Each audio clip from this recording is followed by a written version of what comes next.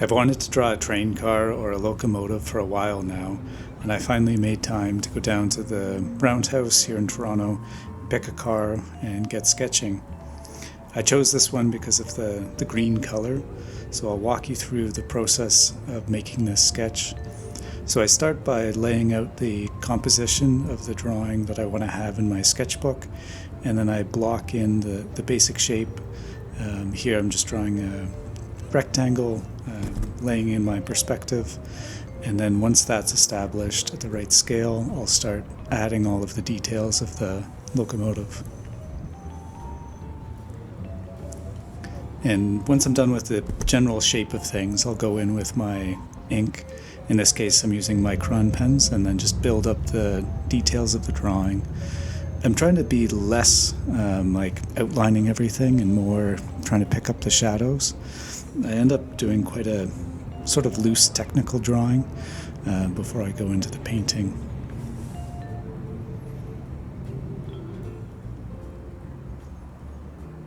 And I was racing the clouds on this day. I think you even see the drawing will be sort of easier to see when it's overcast, and then the sun will come out and go away again. So I did not paint on site here.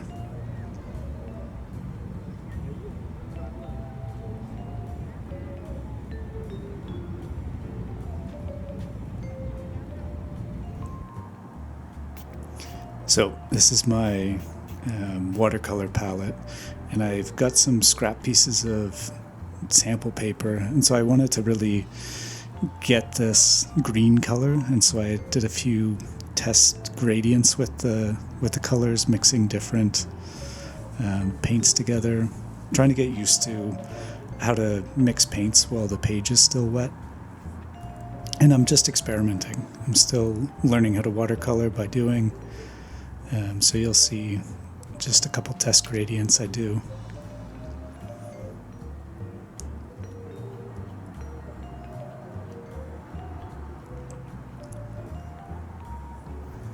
So the first was quite dark, so I go again. I pre-wet the page this time. You can see me applying that, just wetting the page. And then I've got a diluted version of that green to start. And then you can see me, I dot in some of the other colors just to see how they'll behave, because I really want to capture the patina of the train car.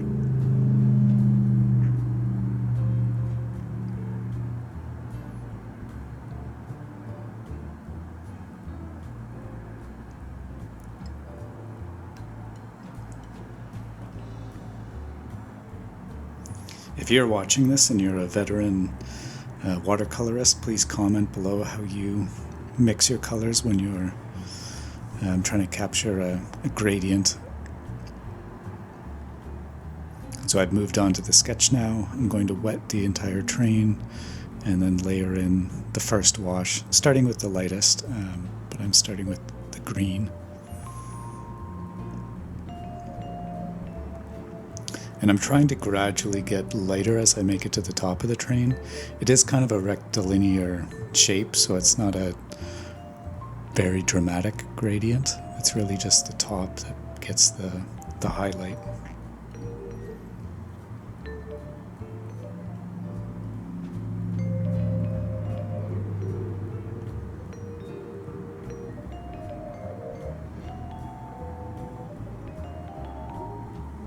So I'm working fairly quickly with the paints at this time. I haven't sped up the video. I'm trying to try out different ways of presenting these. So I've just sort of clipped pieces in real time, but it'll skip ahead, you'll see. So after that initial green, I'm starting to layer in the darker shadows, darker values. And I wasn't crazy with how that first shadow on the, I don't know if that's where the conductor would be, but it kind of bleeds beyond the lines more than I would have liked.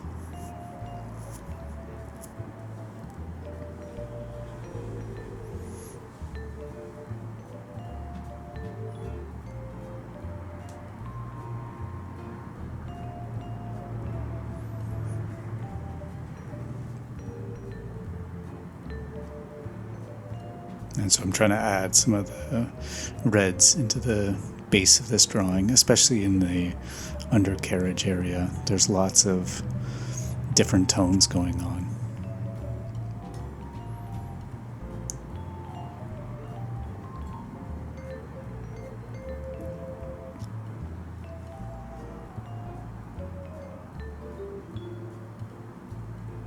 I really like the combination of colors on the car.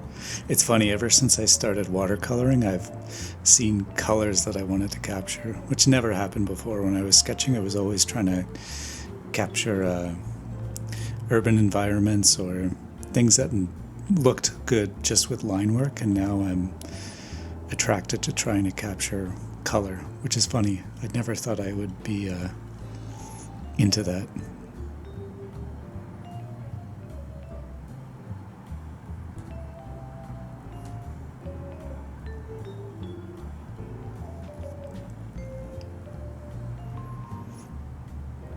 So after the initial washes, I do like to go in and try to grab some of the lines that I want to pull forward. I find the drawing gets muddy after the initial after the initial wash, and I like to bring out a bit more crispness.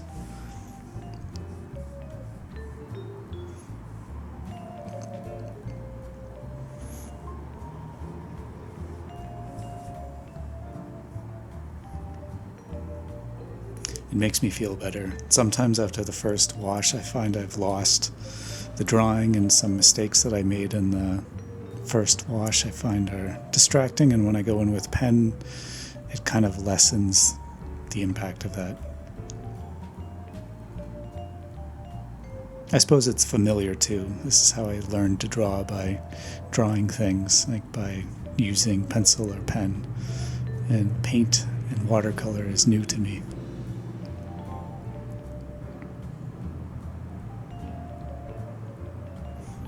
And so now I'm working up from the light wash. We had our initial, medium value pass, and then we started on the dark with the undercarriage, and now adding some detail to the front of the locomotive.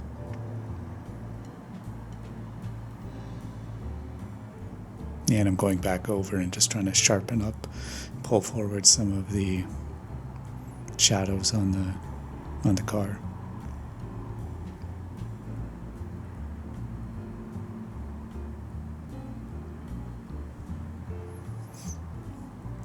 I should mention that after I finished the initial pass, I let the paint dry to the touch, and then I went over it with the pen. The pen dries quite quickly, but when I'm adding these next layer of shadows, it's on dry paper.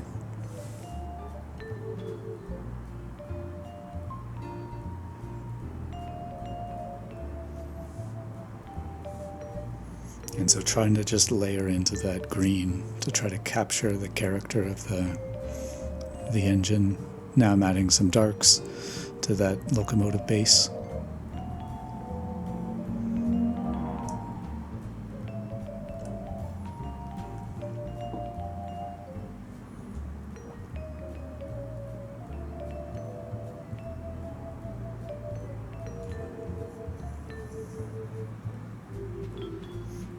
And if you're watching this far, let me know how you feel about the cutting and editing of this. If you prefer to see longer snips in real time, or if you preferred the, fully sped up, but you get to see the entire process, or if these little snips are helpful.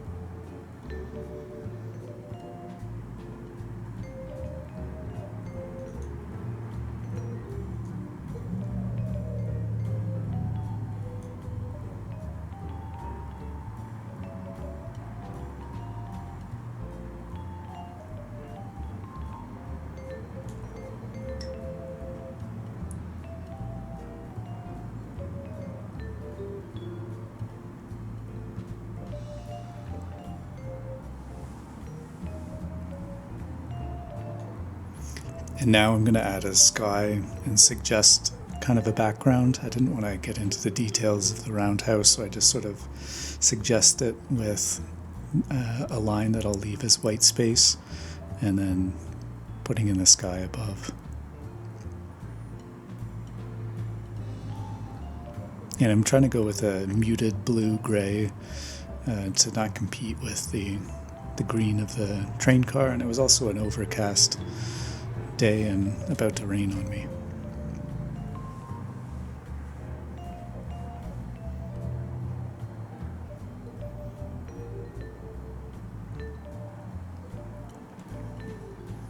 And so I do a final pass, picking out any darks that I want to pick out, adding a little bit of detail to the car, and again picking out some deeper and deeper shadows.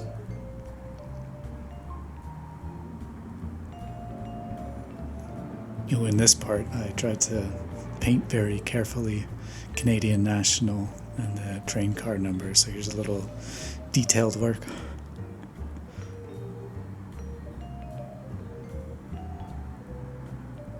I like this part of the drawing when you're at the end. I was quite happy with how this piece turned out, and I get to put a little bit more time into the details.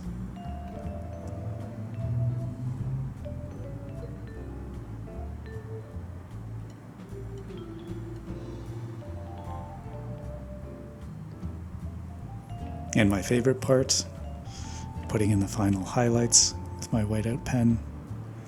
My pen's near the end of its life, so I think I'm going to need to get a new one. It's not working too happy. So thank you so much if you're still watching. Please give me a like and subscribe if you haven't. It really helps my young channel. And see you in the next one.